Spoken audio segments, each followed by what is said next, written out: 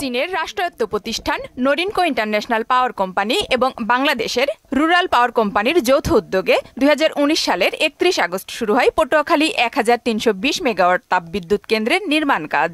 জেলার ধানখালী ইউনিয়নের লোন্দা গ্রামে ৯১৫ একর জমির উপর নির্মাণাধীন এই প্রকল্পের ব্যয় ধরা হয় ২৭,০০০ কোটি টাকা। করোনা সহ নানা প্রতিকূলতা কাটিয়ে ইতোমধ্যে শেষ হয়েছে এর টারবাইন, চুল্লি, cold store, steel structure, boiler ও জেনারেটর বসানোর কাজ।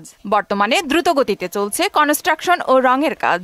আমাদের বয়লারটি আল্ট্রাসুপার ক্রিটিক্যাল টেকনোলজির পাই টাইপ বয়লার। এটি অল্প কয়লা পুড়িয়ে অধিক পরিমাণে হিট জেনারেট করে, যেটা দিয়ে আমরা খুবই ইফিসিয়েন্টলি বিদ্যুৎ উৎপাদন করতে পারি।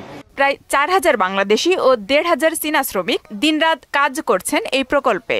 আমাদের এখানে যে ওয়ার্কারগুলো কাজ করে তারা মূলত চাইনিজ কোম্পানিতে কাজ করলেও আপনার এখানে দুবাসী থাকে। হয়ে গেছে পরে এখন আমরা টেস্টিং লাইন টেস্ট করছি, টেস্টিং শেষ হয়ে গেছে। এখন মানে পাইপগুলো কাইটা নামাইতেছি। আমরা সবাই একসাথে মিশে কাজ করি, এমনকি আমাদের সিনিয়র যারা আছে তারাও আমাদেরকে ঠান্ডা মাথায় যে কোনো কাজ বুঝাই যায়। ইতোমধ্যেই বয়লারে ফায়ারিংও করা হয়েছে।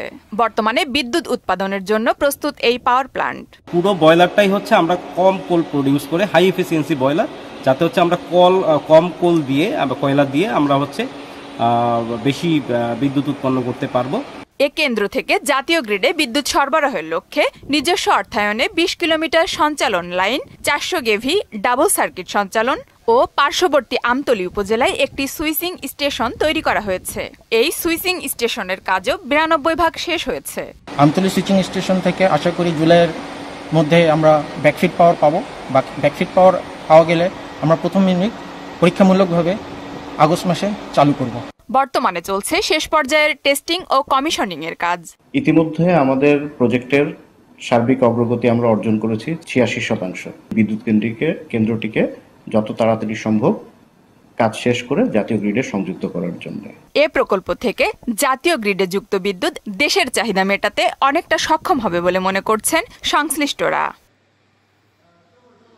আফরিন পপি, মোহনা সংবাদ।